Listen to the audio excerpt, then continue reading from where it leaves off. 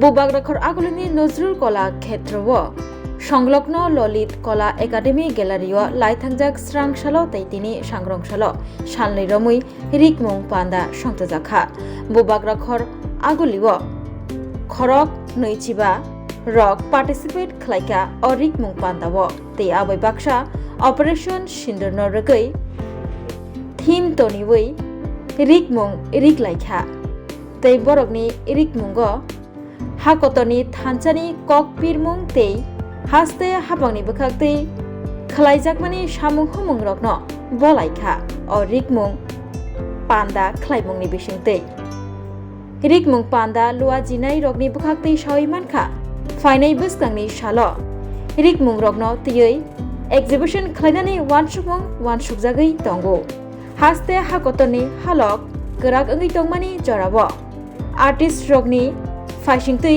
सुकांगै फायै भारत हाकतर तै पाकिस्ताननि बिसिंगो जबा नांमा जराबो हाकतनि सेना रकनो हामबायबो हायनो याफालाइखा।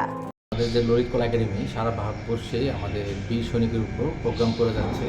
তো এর সাথে আমরাও আমাদের সেন্টার থেকে যে নয়া দেশ সশস্ত্র ভারত এর উপর ভিত্তি করে বীর সৈনিকদের সম্মান জানানোর জন্য আমাদের এই কর্মশালা।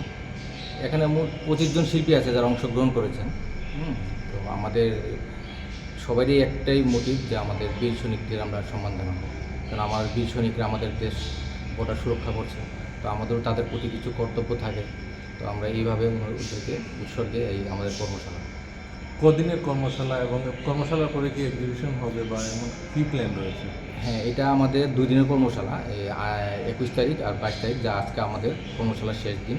তো আমরা ভবিষ্যতে এটা নিয়ে একটা এক্সিবিশন করবো, হয়তো আমাদের 15 আগস্ট এমন একটা দিন আমরা বা 26 জানুয়ারি এমন একটা দিন আমরা এটা এক্সিবিশন করার চিন্তাধারা আছে। আপনার নাম?